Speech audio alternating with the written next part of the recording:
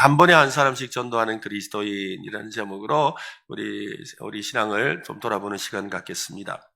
어느 교회 세례식에서 한 성도가 간증한 내용입니다.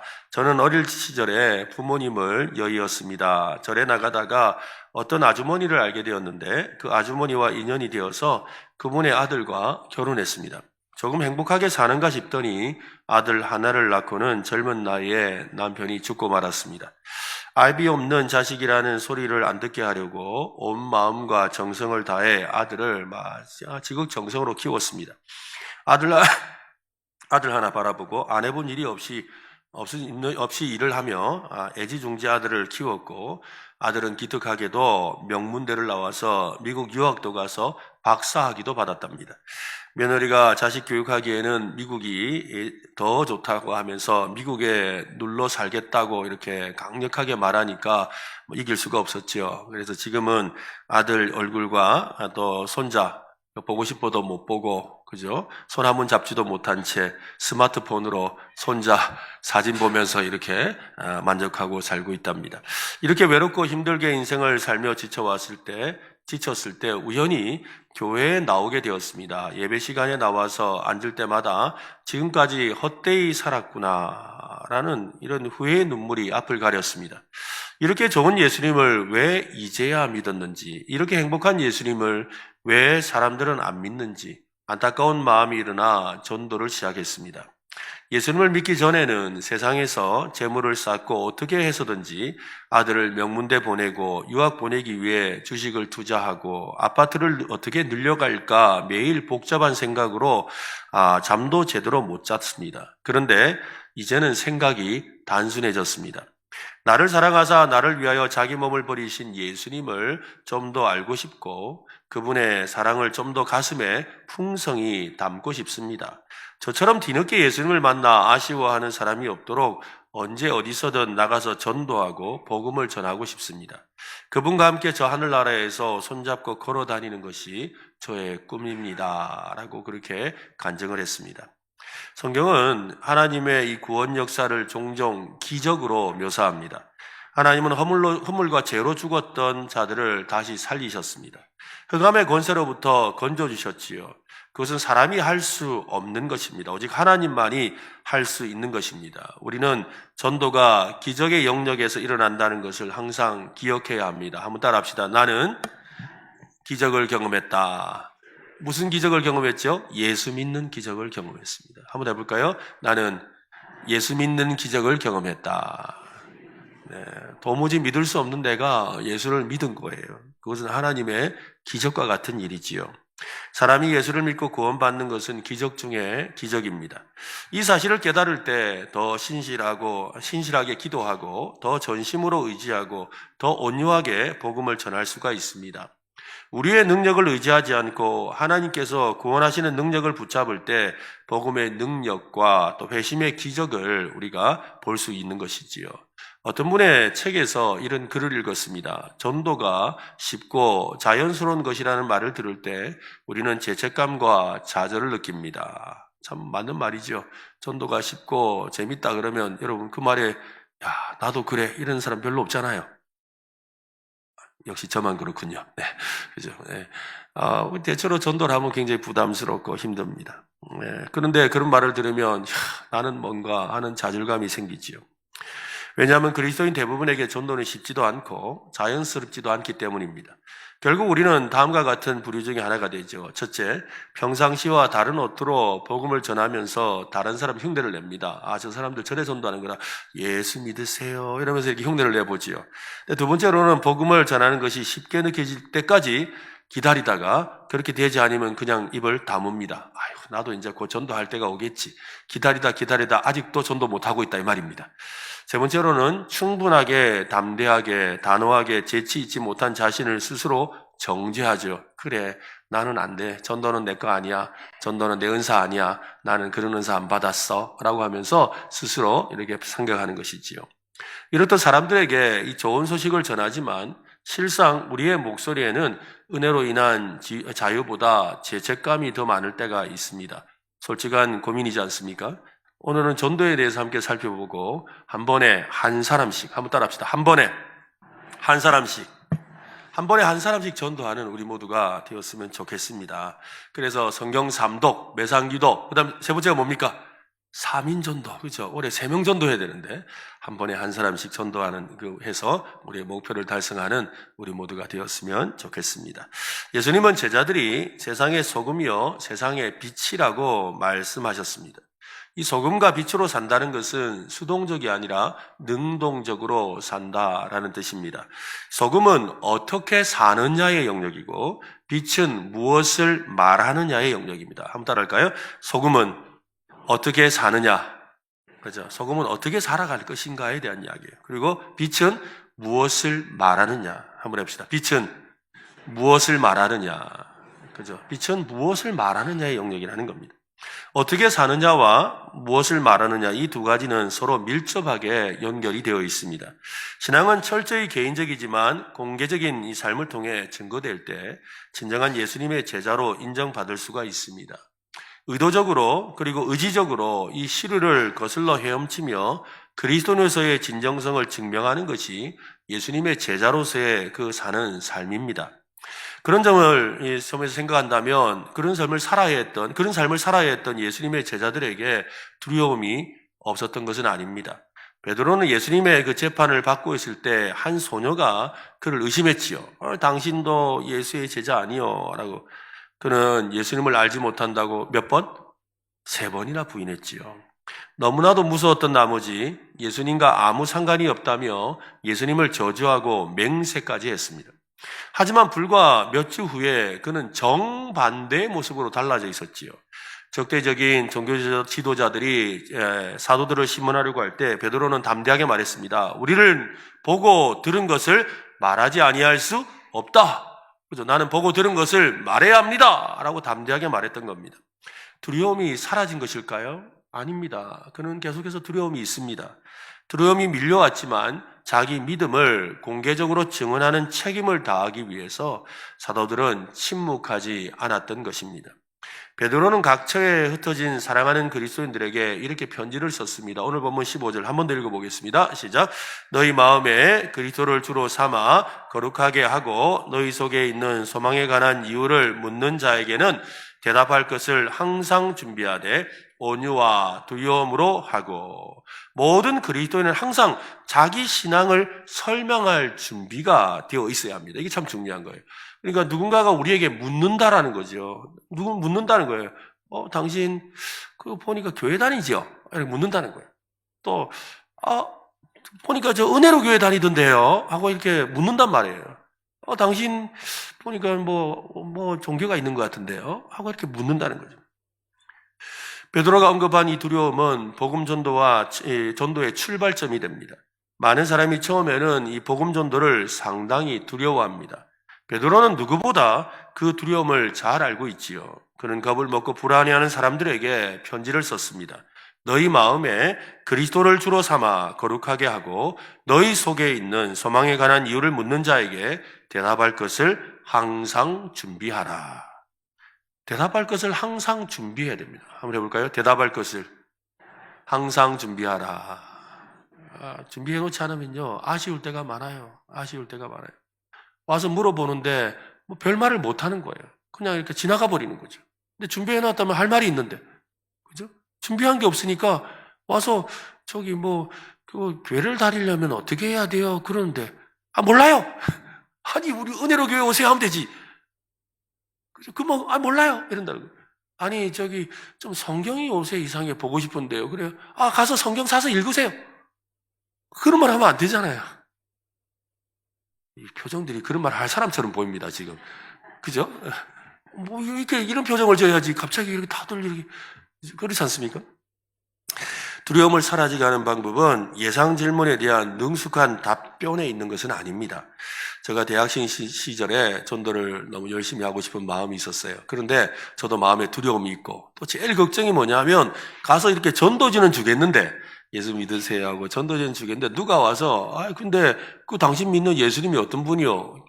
믿음이 뭐요? 아니면은 예수 안 믿은 사람 그럼 다 지옥 가요? 하면서 이런 걸 물으면 뭐라 대답할까라는 걱정이 있는 거예요. 그래서 제가 이제 뭐 자료를 찾아서 막 공부를 했지요. 그러다가 불신자가 던지는 질문에 답하기라는 글이 있었어요. 뭐 A4지로 뭐 여러 장 되는 건데 그 내용이 이제 질문이 불신자가 던지는 질문이 뭐 30가지인가 50가지인가 그래 있어요. 근데 그 질문에 답이 막 빼곡하게 적혀 있죠. 그 내용을 막 그냥 여러 번을 읽으면서 달달 외웠어요. 왜냐하면 뭐라도 질문하면 이렇게 대답을 해야 되겠다 생각하고 이랬지요. 그러고 나서 이제 나가서 전도하려고 하지만 문제는 뭐예요? 두려워서 한마디도 안 나온다는 거지요. 그것을 답을 준비한다고, 그죠? 할 수 있는 건 아니더라는 겁니다. 어떻게 하면 우리 안에 있는 이 두려움을 극복할 수가 있겠습니까? 그 답은 주님을 향한 우리의 태도에 있습니다. 베드로는 우리가 의도적으로 예수님을 주대심에 초점을 맞추라고 합니다.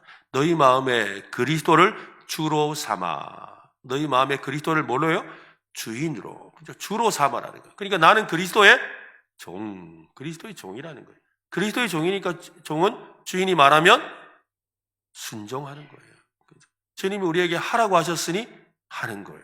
해봅시다. 주님이 하라고 하셨으니 하는 겁니다. 그죠? 바로 그거라는 거예요. 우리의 마음과 생각을 주관하는 것은 내가 아니라 예수 그리스도이셔야 합니다. 그분의 뜻과 관심에 우리를 맞추어야 복음 전도를 시작할 수가 있습니다. 그때 비로소 잘못된 두려움이 올바른 두려움에 의해 쫓겨나고 사라지게 됩니다. 두려움은 두려움으로 내쫓는 것입니다. 예수님은 우리에게 세상의 소금과 세상의 빛이 되라고 명령하셨습니다. 이 세상은 죄로 인해 부패하고 있습니다. 사람들은 이기심과 탐욕으로 하나님의 뜻을 따르지 않는 불의와 불법이 난무한 시대를 살고 있습니다. 우리 그리스도인은 그러한 세상에서 부패를 막는 역할을 해야 합니다. 많은 사람이 삶의 의미를 찾지 못하고 방황하고 있습니다. 교회는 그들에게 복음의 빛을 비추어 주어야 합니다. 빛이 존재하는 곳에서는 어두움이 사라지듯이 복음이 들어가는 곳에서는 변화와 회복이 일어나야 하는 것이지요. 소금과 빛의 역할은 교회 건물 안에서만 이루어져서는 안 되지요. 우리 각자의 자리에서 한 영혼을 위한 복음 전파자로 살아야 합니다. 가족과 직장 동료와 친구와 이웃과 우리 주변에는 예수님을 알지 못하는 많은 사람이 있습니다. 교회가 조직적으로 복음을 전하는 것도 중요하지만 더 중요한 것은 우리의 일상에서 성도들이 예수 향기 나는 삶을 사는 데 있습니다. 우리가 1년에 한두 번씩 전도 열심히 하잖아요. 물론 그것도 해야 돼요. 그러나 제일 중요한 것은 우리의 삶 속에서 일상에서 예수 향기 나는 복음의 향기가 되어야 한다는 것이지요. 예수님은 이렇게 말씀하셨습니다. 마태복음 5장 16절인데요. 같이 읽겠습니다. 이같이 너희 빛이 사람 앞에 비치게 하여 그들로 너희 착한 행실을 보고 하늘에 계신 너희 아버지께 영광을 돌리게 하라. 너희의 착한 행실을 보고 하나님께 영광을 돌리게 하라라고 했어요. 베드로는 이 예수님의 명령을 살짝 뒤집어서 살짝 꼬아서 이렇게 말을 합니다. 우리의 빛을 비추게 하는 이 의미를 반대 믿지 않는 사람들의 의미로 이렇게 설명을 하는데요. 오늘 보면 16, 17절인데요. 16절은 제가 읽고 17절은 여러분이 읽겠습니다. 선한 양심을 가지라. 이는 그리스도 안에 있는 너희의 선행을 욕하는 자들로 그 비방하는 일에 부끄러움을 당하게 하려 함이라. 17절 선을 행함으로 고난을 받는 것이 하나님의 뜻일진데 악을 행함으로 고난받는 것보다 나으리라. 그렇습니다. 세상 사람들이 우리에게 찾아와서 묻도록 만들어야 한다는 것입니다. 당신 마음속에 있는 그 소망이 도대체 뭡니까? 아니, 당신 보니까 뭔가 이렇게 기대하는 것이 있는 것 같아요. 당신은 보니까 뭔가 남들이 가지지 않은 그런 뭔가 희망찬 삶을 사는데 그 이유가 무엇입니까? 라고 이렇게 묻게 만들어야 되는 거죠. 또 당신의 마음속에 뭐가 있길래 아니 그렇게 저 사람을 사랑해 줍니까? 저 사람에게 좋은 일을 해줍니까? 라고 이렇게 묻게 만들어야 되죠. 당신이 믿는 하나님이 어떤 분이길래 당신은 말끝마다 하나님 보고 있어서 이러면서 진실하십니까? 라고 묻게 만들어야 되죠. 어떻게 당신은 그토록 깨끗하고 정직하게 살아가려고 합니까? 어떻게 당신은 그토록 힘든 생활 속에서도 평안을 누리고 불안해하지 않습니까? 라는 것이죠. 사람들이 우리를 하여금 묻게 만들어야 돼요. 당신의 인상을 보니까 아무래도 교회 다닌 것 같은데 이런 말을 들어야 되지 않겠습니까? 그죠?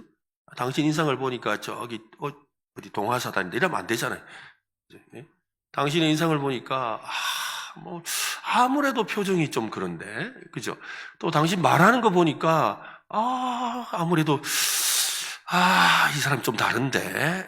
왜 다르죠? 이렇게 묻는데, 제가 원래 인상이 좋아서 이러면 안 된다, 이 말이에요. 그죠? 당신 말이 상당히 부드러워요. 왜 이렇게 말이 부드럽습니까? 그러는데, 원래 우리 집안이 다 부드럽습니다. 이러면 안 된다, 이 말이에요. 그렇죠? 또 당신 보니까, 이거 말할 때마다, 정직한데, 이러니까는, 거짓말 했다가 큰일 날까봐요. 이런 말 하는 게 아니라는 거예요. 그때마다 뭐예요? 대답할 말이 있어야 돼요. 뭐 때문에? 예수님 때문에. 그죠? 그 이야기라는 거예요. 예? 당신 교회 왜 갑니까? 왜 가죠? 예수님 때문에. 하나님 때문에 이 말이 나와야 되는 거죠. 할 일이 없어가지고요. 말하면 안 돼요, 여러분. 그죠? 당신 그 교회, 은혜로 교회 왜 갑니까? 그런데, 우리 부모 때부터 다녀가지고 어쩔 수 없이. 이러면 안 되는 거예요, 여러분. 그죠? 당신 은혜로 교회 왜 갑니까? 그러면, 예수님의 사랑 때문에. 그죠? 예수님의 사랑이 나를 강권하셔서. 이런 말들이 나와야 되는 거예요. 우리가 착각하는 것은 세상 사람들의 관심을 사야 전도의 문이 열린다고 생각합니다. 그렇지 않습니다. 진짜 중요한 것은 우리를 보여주는 것이에요. 우리를 보여줘야 돼요. 이 보여준다는 것이 바로 거룩이에요. 거룩은 구별되는 것입니다. 구별이란 분리를 말하는 것이 아닙니다. 따로 동떨어져 산다는 의미가 아닙니다. 무리 가운데 유달리 눈에 띄는 어떤 매력적인 사람이라는 거예요. 그 사람은 무리와 구별되죠. 그러면서 사람들이 그러잖아요. 야, 저도 예전에 그 친구들을 이렇게 만나면 그래요. 제가 교회 다니는 줄 아니까 그런다면 회식 자리에 가면 그래요. 야, 창룡아, 니는 콜라 먹고 술 손도 대지 마라. 니라도 먹지 마라. 그죠? 그거잖아요. 그게 거룩인 거예요. 니라도 하지 마라. 우리는 다 일엉망진창하지만 니는 안 된다. 그렇게 살아야 되는 거잖아요. 그렇게 살고 계시죠? 그렇게 살고 계시죠? 네, 얼른 고개를 얼른 하세요. 네, 여러분 그렇게 살고 있는 거예요. 바로 그게 거룩이에요. 그게 거룩. 그들과 다른 세계에 사는 것처럼 느껴지고 우리 같이 살고 있는데 뭔가 다른 세계에 사는 것 같다는 거죠. 그들과 친하지 않은 게 아니에요. 그들과 친합니다. 그게 바로 거룩입니다. 물건을 하나 사도 밥을 먹어도 같이 영화를 봐도 우리의 생각과 삶의 본질이 그들과 차원이 다름을 보여주는 것이지요. 사람들에게 궁금증을 일으키는 삶을 살아야 합니다. 오늘 그렇잖아요. 소망에 관하여 묻는 자. 그 말은 뭐예요? 궁금하다는 거잖아요. 그것이 바로 세상에서 소금과 빛이 되어 복음의 증인으로 사는 그리스도인 바로 오늘 저와 여러분의 모습인 줄로 믿습니다. 복음은 단순히 개인의 삶을 변화시키는 데 그치지 않습니다. 복음은 개인을 변화시키고 변화된 개인들이 모여 가정을 변화시키고 변화된 가정들이 모여서 결국 지역사회와 나라까지 변화되는 능력이 있습니다. 초대교회 성도들은 복음의 능력을 경험한 사람들이었습니다. 그들은 함께 모여 기도했고 또 기도하고 가진 것을 나누며 서로의 필요를 채워줬습니다. 이런 모습이 사도행전에 나오지요. 서로를 위해 기도하고 또 빵을 떼며 공동체 안에서 사랑을 실천했다고 합니다. 단순한 친교 모임이 아니라 하나님의 나라가 이 땅에서 실현되는 모습이었습니다. 복음의 능력이 개인에서 공동체로 확장되니까 하나님은 구원받는 사람들을 날마다 더해 주셨다고 합니다. 사도행전 2장에 있는 말씀인데요. 같이 한번 읽어보겠습니다. 하나님을 찬미하며 또 온 백성에게 징송을 받으니 주께서 구원받는 사람을 날마다 더하게 하시니라. 가만히 있는데 날마다 예수 믿는 사람이 들어왔다는 거예요. 예수 믿는 사람이 교회 안으로 들어왔다는 거죠. 이것을 구심체 전도라고 합니다. 구심체 전도. 이 성도들이 밖으로 나가서 전도하는 것을 원심체 전도. 우리가 이렇게 멀리 가서 전한다. 그래서 원심체 전도. 어렵죠? 한번 해볼까요? 원심체 전도. 우리가 이제 교회에서 여러분 전도지 가지셨죠? 자, 가셔서 우리 전도하겠습니다 하고 나가서 전하는 거. 이걸 원심체 전도. 그런데 반대로 우리 안에 진정한 복음의 역사가 일어나면 우리는 전도 안 하는데 사람들이 믿으려고 오는 거예요. 이것을 구심체 전도. 한번 해봅시다. 구심체 전도. 바로 주께서 구원받는 사람을 날마다 더해 주셨다는 거예요. 우리 교회가 지금 그러고 있죠. 그죠? 날마다 구원받는 사람을 자꾸 보내주시는 거예요. 이게 구심체 전도예요. 이 두 가지가 함께 일어나야 온전한 복음의 역사를 경험할 수가 있습니다. 구심체 전도의 핵심은 사랑과 섬김으로 복음의 영향력을 세상에 나타내는 간접 전도죠. 그래서 직접 우리가 전도하지 않았는데 사람들이 찾아온단 말이에요. 찾아오는 이유가 뭐겠어요? 왜 찾아올까요? 여러분이 제대로 살기 때문에 찾아오는 거예요. 그래서 주변 사람들이 그러는 거예요. 아니, 이사 왔는데요. 근처에 뭐 교회 없습니까? 그러니까, 아, 예, 있지요. 은혜로 교회 가세요. 아멘 좀 하세요, 좀. 있지요. 은혜로 교회 가세요. 그 교회 가면 됩니다. 다른 교회 안 가도 되고, 은혜로 교회 가세요. 거기. 어떤 사람은 그러잖아요. 길을 못 찾겠다. 알았어요. 제가 데려다 주게. 하고는 실제로 데려다 주고 가요. 여기 은혜로 교회입니다. 하고 가르쳐 준다고. 바로 그런 역사가 일어나는 거죠. 왜? 우리가 우리의 삶 속에서 제대로 살기 때문에, 그죠? 간접 전도가 일어났다, 이 말이에요. 직접 복음을 전하지는 않았지만, 복음의 영향력과 교회와 성도들의 소금과 빛의 모습을 보고 사람들이 모여드는 거예요. 오늘날 우리 시대에서도 복음이 사회를 변화시키는 능력이 될 수 있습니다. 하나님의 정의와 사랑은 교육과 경제와 정치 등 모든 영역에서 실현되어야 합니다. 예를 들어서 복음적인 가치관을 가진 기업가는 정직한 경영을 해야 되지요. 잠언 11장에 보면 속이는 저울은 여호와께서 미워하시나 공평한 추는 그가 기뻐하신다고 그랬어요. 정직하고 공정한 거래를 통해 하나님의 기쁨을 드러내는 것이 중요합니다. 비즈니스에서 성공을 추구하는 것은 나쁜 게 아닙니다. 그러나 그 과정에서 부당한 방법을 사용하거나 타인을 희생하는 방식으로 이익을 취하는 것은 성경적이 아니지요. 한 기업인이 하나님을 경외하는 마음으로 회사를 운영한다면 그는 정직한 거래를 할 것이고 직원들에게 공정한 보상을 지급하게 되고 윤리적인 경영을 실천하게 돼요. 그래서 뭐예요? 우리 사장님 믿는 그거 나도 안 믿어봐야 되겠다. 그 마음이 절로 오는 거예요. 그런데 어떤 직장은 교회 나오라고 하고는 교회 나올 때마다 이렇게 돈도 주는 그런 직장이 있어요. 그런데 돈 받고 나오긴 하면서 그래요. 내가 돈 때문에 나오지 진짜 내가 제가 사장 보면 내가 다시는 그런 마음 먹는 사람도 있는 거예요. 실제로 그렇게 말하는 분들이 있다고요. 우리 사장님 보니까 나도 진짜 교회 다녀야 되겠다고. 그런 말이 들어야 정상이잖아요. 그죠? 그게 바로 삶으로 나타나는 증거잖아요. 그렇습니다. 복음의 정신을 따르고 사회 정의를 우리는 실현해야 합니다. 미가서 6장 8절에 보면 사람아 주께서 선한 것이 무엇임을 내게 보이셨나니 여호와께서 내게 구하시는 것은 오직 정의를 행하며 인자를 사랑하며 겸손하게 내 하나님과 함께 행하는 것이다. 하나님이 원하시는 것은 정의를 행하고 인자를 사랑하며 겸손히 하나님과 동행하는 것이라. 오늘 우리가 세상 가운데 보여줘야 될 일이 바로 그것이라는 거죠. 교회와 성도들이 하나님을 두려워하고 성경적 가치관으로 이 삶을 실천한다면 그 사회는 정의롭고 공평한 곳이 되는 겁니다. 신실한 한 사람이 정직한 결정을 내리는 것이 왜 중요한지 우리는 역사를 통해서 많이 보아왔습니다. 부정부패가 만연한 사회에서는 가난한 자들이 억압받고 또 공정한 기회가 사라집니다. 그러나 하나님을 두려워하는 사람과 교회가 있는 사회는 공의와 사랑이 실현될 가능성이 아주 커지지요.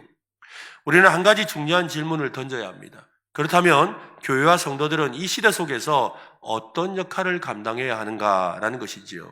예수님께서 가르쳐주신 것을 우리는 기억해야 됩니다. 늘 자주 읽었던 말씀이에요. 마태복음 25장인데요. 같이 또 읽읍시다. 35, 36절 시작. 내가 줄일 때에 너희가 먹을 것을 주었고 목마를 때에 마시게 하였고 나그네 되었을 때에 영접하였고 36절 헐벗었을 때에 옷을 입혔고 병들었을 때에 돌보았고 옥에 갇혔을 때에 와서 보았느니라.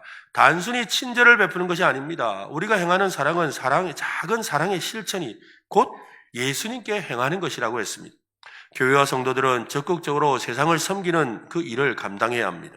지역사회의 어려운 이웃들을 돕는 일, 또 의료 봉사하고 교육을 지원하고 고아와 가부를 돌보는 그런 사역들을 통해서 그리스도의 사랑을 실천해야 되죠.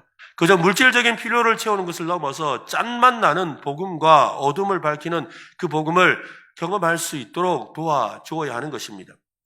우리 교회에서도 매주 사랑의 도시락으로 이렇게 섬기고 있지요. 이 사역이 단순히 도시락을 제공하는 것으로 끝나서는 안 됩니다. 그들과 개인적인 대화하고 또 삶의 이야기를 듣고 함께 기도하는 시간이 포함되어야 하지요. 사실 우리 지난번에 간증할 때 저는 통장님이 누군지는 모르는데 그 통장님 소개로 도시락 받고 통장님 소개로 교회 나오셨다고 이렇게 하시더라고요. 가만히 생각하는 게 귀한 일이에요. 그죠? 통장님 그냥 이렇게 지나가면서 그냥 조사하면 끝나는데 그 사람의 필요를 알고 도와주기도 하고. 근데 그 통장님이 우리 교인인 건 아시죠? 네. 제가 차마 이름을 말씀 못 드리겠습니다. 네, 다 아실 거라고 생각하고. 그래서 오늘 제가 설교 준비하면서 생각 들었어요. 우리 교회 교인들이 좀 온 동네 통장을 좀 하면 좋겠다. 통장을 하면 좀, 그죠? 그 새로 들어온 사람, 나가는 사람도 알고, 그러다가 보면은, 그죠? 교회도 소개해주고, 또 도시락도 소개해주고, 이럴 수 있지 않을까라는 생각도 들었어요. 실제로 그런 사랑의 도시락을 통해서 몇몇 분들이 교회에 등록하셔서 지금도 믿음 생활 잘하고 계시잖아요. 그렇게 한 사람과 한 사람, 관계를 맺고 복음을 전할 때 많은 이들이 예수님을 만나고 변화됩니다. 복음의 가치가 개인의 삶과 사회 전반에 적용될 때 하나님 나라의 정의와 사랑이 온전히 드러나게 되는 것이지요. 결국 복음은 말로 전해지는 것이 아닙니다, 여러분. 삶으로 살아내는 것이에요. 한번 따라할까요? 복음은 삶으로 한다. 그죠? 삶으로 전하는 거예요. 오늘 우리가 만나는 한 사람에게 따뜻한 그 관심을 보내는 것, 가난한 이웃을 돕는 것, 직장에서 정직한 태도를 유지하는 것, 그리고 하나님의 정의를 위해 작은 목소리를 내는 것에서부터 우리는 시작해야 합니다. 그렇게 작은 실천들이 모이면 가정이 변화되고 교회가 변화되고 사회가 변화될 것입니다. 이것을 어려운 말로 이 총체적 복음 전도라 그래요. 이 홀리스틱 이반젤리즘이라는 데 하는데요. 이 총체적이라는 말이 참 저는 굉장히 좋아합니다. 다른 말로 온전하리라는 뜻이거든요. 여러분 나중에 나가실 때 보시면 뒤에 우리 교회 이렇게 양육 과정과 또 교회 사역에 대한 내용이 나오는데 거기에 보면 온전하라고 적혀 있어요. 그리고 영어로 be holistic이라고 적혀 있어요. 저는 이 단어를 굉장히 좋아합니다. 왜냐하면 우리는 다 온전한 그리스도인이 되야 돼요. 온전한 그리스도는 우리를 부르셨어요. 이 온전하다는 말은요, 여러 가지 면에 있어서 우리가 총체적으로 섬길 수 있는 사람이에요. 복음 전도도 마찬가지입니다. 우리의 삶을 통해서. 온전한 우리의 삶을 통하여 복음이 증거되어야 되는 거죠. 복음 전도와 사회 책임은 분리될 수가 없습니다. 함께 실천되어야 합니다. 총체적인 복음 전도, 이것이 바로 복음이 가진 능력을 세상에 드러내기 위해서 우리가 이 땅에서 감당해야 될 사명입니다. 여러분의 삶을 통하여 복음이 증거될 수 있기를 바랍니다. 베드로는 누군가가 우리에게 그리스도인의 소망에 관해 묻는 상황을 그는 예상하고 있지요. 너희 속에 있는 소망에 관한 이유를 묻는 자에게라는 이 표현은 여러분, 이 말은 교회 안에 예배 시간에 회중이 이렇게 성도들이 가득한 곳에서 목사님 있잖아요. 소망이 뭡니까? 라고 질문하는 상황일까요? 아닙니다, 여러분. 그 상황이 아니에요. 누군가가 당신에게 그리스도의 소망에 대해서 묻는 그때는 교회 안에서 이렇게 다 모이는 데서 아니 소망 뜻이 뭔가요? 하고 묻는 상황이 아니에요. 사적인 자리에서, 개인적인 자리에서 우연히 시작된 1대1 대화죠. 근데 누구는 뭔 소망 갖고 교회 다니는데? 바로 이야기를 하는 거예요. 근데 아니 천국 소망 있나? 이 말이라는 거예요. 근데 그래 교회 열심히 다니는데 어떤 자리는 그죠? 회식 자리일 수도 있고 어떤 자리는 그냥 식사하고 나서 앉아서 차 한잔 하면서 근데 니는 왜 그렇게 맨날 밥 먹을 때 기도하는데 기도한다고 뭐 있나? 하면서 지금 이런 이야기예요. 바로 그 상황이라는 거죠. 직접적인 전도 현장은 아니더라도 가정이나 직장이나 지하철이나 식당이나 공공장소에서 뜻밖의 만남과 함께 시작된 대화의 자리입니다. 그리스도인의 복음 전도의 열쇠는 1대1 대화에 있습니다. 이 중요해요. 한번 할까요? 1대1 대화. 그죠? 한 사람이 한 사람과 함께 대화하는 자리라는 거예요. 주목할 것은 그 대화를 시작하는 것이 우리가 아니라는 거예요. 내가 말을 거는 게 아니라는 거예요. 누가 말을 걸어요? 그 사람이 말을 건다라는 거예요. 15절 말씀을 다시 한번 보세요. 같이 읽읍시다. 시작. 너희 마음에 그리스도를 주로 삼아 거룩하게 하고 너희 속에 있는 소망에 관한 이유를 묻는 자에게는 대답할 것을 항상 준비하되 온유와 두려움으로 하고, 그죠? 그 상대방이 묻는다라는 거예요. 너희 속에 있는 소망이라는 표현은 누군가가 우리 속마음을 알아차렸다라는 말입니다. 뭔가 다른 느낌, 분위기에 끌려서 말을 걸어온 상황입니다.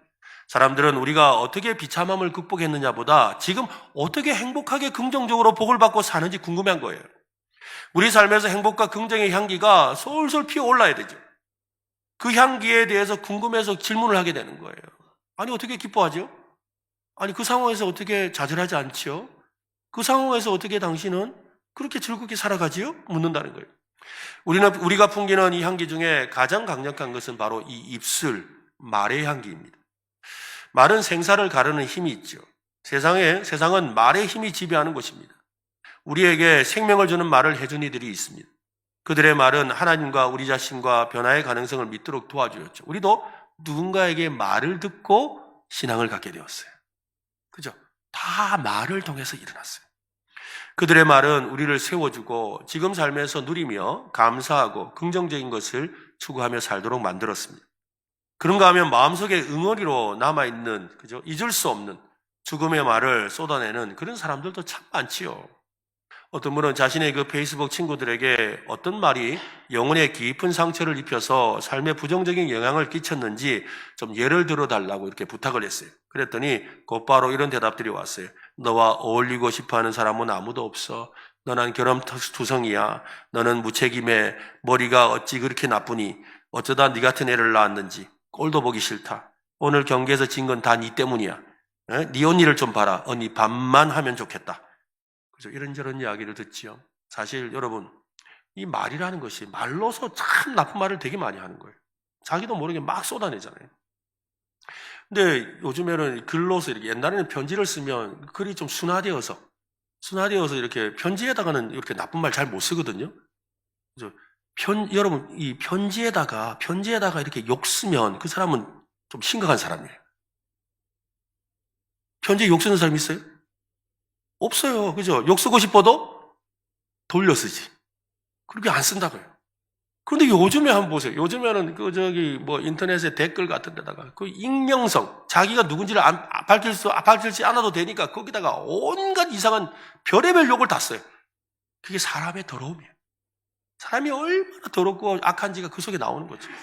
안 보는 데서가 얼마나 나쁜 짓을 하는지를 보여주는 거예요. 그거 자기가 쓴 글인 거 자기는 알잖아요. 자기가 쓴 거 자기는 안다고. 근데 그걸 두려워하지 않는 거죠. 이런 세상을 우리가 살고 있는 거예요. 세상은 우리의 귀에 들린 말이 만드는 세상이에요. 우리도 말로 세상 주변을 만들어가고 있습니다. 예수님처럼 생명의 말을 해야 합니다. 전도는 말의 힘을 믿는 거잖아요. 왜? 예수님 믿으세요? 그 말을 믿고 예수 믿고 구원 받으세요? 예수 믿고 천국 가세요? 하나님이 당신을 사랑하십니다. 그 말에 능력이 있음을 믿는 것입니다. 아멘? 그죠? 우리는 그걸 믿잖아요. 우리가 전하는 말을 통해 죽었던 사람이 생명을 얻을 수 있음을 우리는 믿습니다. 고린도전서 15장 2절에 너희가 만일 내가 전한 그 말을 굳게 지키고 헛되이 믿지 아니하였으면, 그죠? 바울이 전한 말을 제대로 믿었으면 그로 말미암아 구원을 받는다. 바울이 전한 말에 능력이 있었다는 거예요. 복음은 말로 전하는 것입니다. 그러므로 우리의 말에 힘이 있음을 믿어야 합니다. 나는 힘 없어요, 여러분. 나는 힘 없어요. 나는 힘 없고, 나는 용기도 없고, 나는 재주도 없고, 남을 설득시킬 만한 그런 능력도 없어요. 그러나 복음은 능력이 있습니다. 그죠? 복음은 능력이 있다고 그러잖아요. 로마서 말씀에. 그래서 이 복음이 모든 사람을 구원시키는 하나님의 능력이 됩니다. 바로 그게요. 그리고 우리는 이 복음을 말로 전할 때 능력이 나타나는 거예요. 말의 힘을 믿는다면 죽음이 아니라 생명에 이르게 하는 말을 우리는 해야 합니다. 첫 번째로 우리는 긍정의 말을 해야 합니다. 해볼까요? 긍정의 말을 한다. 생명을 살리는 말을 해야 합니다. 우리 입에서 나오는 말 한마디가 아름다운 세상을 만들어가게 되지요. 우리가 다른 사람에게 좋은 면을 찾아서 말해주면 그들은 그 기대에 부응하는 삶을 살기 시작합니다. 두 번째로는 애정을 담은 말을 해야 돼요. 해볼까요? 사랑 어린 말을 한다. 네, 애정이라 하니까 또 애증으로 알아듣는 분이 있어가지고, 네, 사랑 담긴 말을 한다. 해봅시다. 사랑 담긴 말을 한다.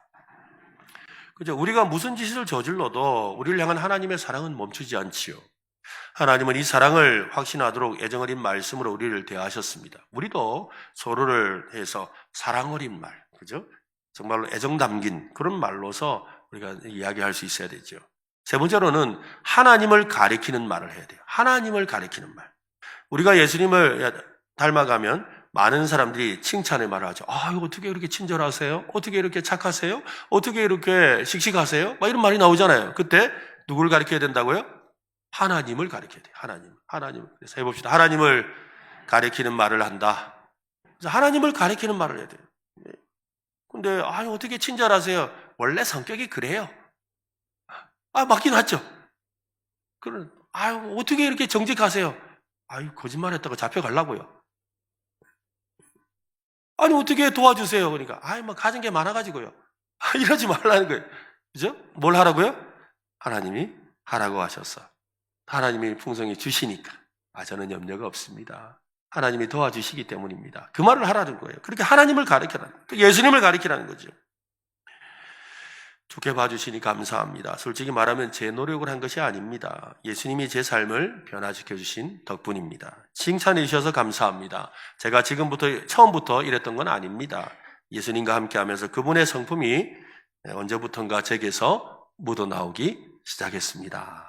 그렇게 말을 할 수 있어야 되는 거죠. 네 번째로는 사람들에 관해서 하나님께 말해야 합니다. 해볼게요. 하나님께 말해야 합니다. 하나님께 말해야 돼요. 하나님이 우리에게 보내주신 사람들을 위해 기도해야 된다 이 말이에요.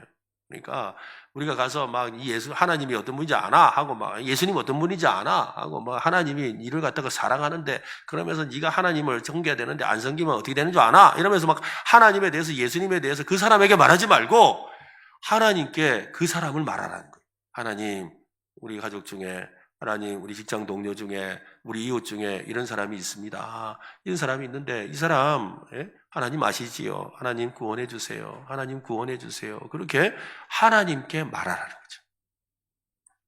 그리고 하나님, 이 사람에게 무슨 말을 들려주면 좋을까요? 하나님, 이 사람에게 어떤 축복의 말을 하면 좋을까요? 하나님께 물으라는 거죠. 여러분이 네 가지를 기억하십시오. 첫 번째는 뭐였습니까? 긍정의 말. 두 번째는 사랑 어린 말. 세 번째는 하나님을 가리키는 말. 네 번째로는 하나님께 말해라. 한번 더 해볼까요? 첫 번째는 긍정의 말. 두 번째는 사랑 담긴 말. 세 번째는 하나님을 가리키는 말. 네 번째는 하나님께 말해라. 이 네 가지라는 거예요. 이 네 가지를 우리가 실천할 수 있어야 돼요. 여러분, 음식에는 치유하는 힘이 있습니다. 식탁 주위에서 일어나는 어떤 현상이 있지요. 함께 먹으면 하나가 되지요. 그래서 우리가 한식과 아니가 이 말이 참 좋지요. 음식을 나누면 삶을 나누게 되기 쉽습니다. 누군가에게 영향을 미치기 위해서 가장 효과적인 방법은 밥 한 끼를 함께 먹는 것입니다. 식사 자리에서 우리는 단순히 음식만 나누는 것이 아니지요. 늘 자주 말씀드렸는데 입이 열리면 마음도 열리고 입이 열리면 말도 열리고 마음도 열려요. 한번 합시다. 입이 열리면 말이 열리고 마음도 열린다. 편안한 식사 자리가 서로의 어려움과 꿈과 관심사를 나누게 되지요. 식사하며 서로가 가까워지면 예수님이 우리의 삶에 행하신 일을 자연스럽게 나눌 기회가 생기게 됩니다. 언젠가 한번 우리 집사님 한 분이 오셔서 목사님 저희 남편을 위해서 좀 기도해 주세요. 그래 남편이 되게 예수를 안 믿는데요. 근데 은행에 높은 자리까지 일을 하셨던 분인데 너무 예수를 안 믿는 거예요. 그리고 심지어는 너무 힘들게 하셔가지고 교회도 못 가게 해서 그래서 부업을 했어요. 부업을 했는데 부업을 한 목적이 뭐냐면 그래서 일하러 간다 하고 교회 오는 거예요. 그래서 이제 그런 일을 할 정도로 그렇게 하셨는데 이제 나중에는 남편이 아는데도 모른 척 해주지만 교회를 이렇게 나오시는 거예요. 근데 이 집사님이 용기가 생겼는지 목사님 부탁이 하나 있어요. 그래 뭔데요? 그러니까 우리 남편 한번 만나달라는 거예요. 그런 남편을 내가 만나가지고 조금 더 제가 걱정이 돼가지고. 그냥 그래서 어떻게 하면 좋을까요? 그래서 그러면 식사라도 함께 하자고 한번 말씀드려 보세요. 그랬어요. 그랬더니 이분이 자기 남편에게 이야기를 한 거예요. 목사님이 자기랑 밥 한 끼 먹고 싶어 한다고. 근데 남자들이 쑥스러워서 서로 안 하려고 그러거든요. 안 하려고 한다 하는데 그때 우연히 무슨 어머니를 위해서인가 기도한 일이 생겨가지고 그분이 인간적으로 고마움이 생겼어요. 그래서 언제 한번 밥 먹기로 했는데 그래 약속했는데 한번 먹자. 그래가지고 만나기로 한 거예요. 저도 부담스럽고 그분도 부담스럽고 근데 같이 앉았어요. 같이 밥을 먹는데 그냥 먹으면서 그래서 이 선생님이라면서 이야기를 시작했죠. 그러면서 저 목사라고 생각하지 마시고 그리고 궁금하다고 하면서 자기 했던 일을 쭉 하니까 자기 일을 쫙 설명을 하시더라고요. 그래 그러냐 저도 이제 새롭게 알았다고. 그리고 이제 헤어지면서 제가 그랬죠. 다음번에는 제가 밥 한 끼 살까요? 그랬더니 이거 목사님 뭔 밥을 삽니까? 그래서 내가 한 끼 더 사겠습니다. 그래서 다음번에 또 만났어요. 다음에 만나서 또 이야기를 또 했죠. 또 이야기를 하다 보니까 어떻게 해요? 근데 부모님 묻더라고요. 근데 어쩌다가 목사 됐습니까? 얼큰이 딱 걸렸다. 그죠? 그때부터 그 이야기를 하는 거예요. 그래서 사실은 제가 어떻게 해서 예수를 믿게 되었고, 쭉 이야기를 해주는 거예요. 그러니까, 아, 그러세요. 그러면서, 아, 근데 뭐 하여튼 목사로, 근데 참 목사 힘들죠. 그래서 즐겁고 행복하고 그렇습니다. 이러면서, 그러고 나서 한 번도 교회 가자 소리를 안 했어요. 그래서 그러고 나서 우리 또 한 번 식사 한번 하시죠. 그러니까, 아, 예, 언제 한번 시간 합시다. 그래서 또 만났어요. 만나서 우리 또 그때도 세상 이야기하고 그냥 이렇게 서론 이야기하고 그러면서 그냥 저는 목사 가지고 또 그렇게 생각하긴 하는데 하면서 이야기를 했죠. 그랬더니 그전에는 아내 교회도 안 보내던 남편이 어떻게 하냐면 아내를 교회까지 태워줘. 그리고 교회는 안 들어오고 그냥 가요. 네, 그러는 거예요. 그래서 또 만났어요. 그랬더니 그분이 목사님 자꾸 만나니까 이거 자꾸 예수 믿어야 되는데 큰일 났네 이거를. 자기가 알아요. 자기가 아는 거예요. 저는 아직까지 예수 믿으라 말 안 했어요. 예수 믿으라 말 안 했거든요. 그냥 밥만 먹었어요.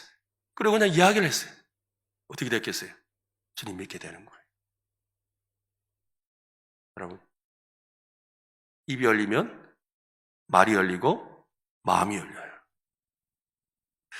여러분, 복음의 선한 영향력, 그죠? 우리의 말로 전하잖아요. 만나야 될 거 아니에요. 그죠? 한 끼 식사를 통해서 여러분 마음을 한번 열어보시길 바랍니다. 세 사람 전도하는 거, 이거 목사님 이거 이상한 그걸 세워가지고 3명 어찌합니까? 안 됩니다. 이 생각하지 마시고 오늘부터 여러분 이번 주간에 누구 밥 먹을 사람 하나 좀 생각해 보세요. 누구랑 밥을 한번 먹어볼까? 다른 말 안 해도 돼요. 전도하지 말고 그냥 밥만 먹으세요. 한 주간 이번 주에 한번 밥 먹을 사람 한번 찾아보시고 또 그 사람과 대화를 트시길 바랍니다. 그러면 그때부터 복음의 역사가 시작될 줄로 믿습니다. 여러분의 삶에 맡기신 영혼을 주님께로 인도하는 거룩한 첫걸음, 그 첫걸음을 내딛는 오늘 저와 여러분 되시기를 예수님의 이름으로 축원합니다.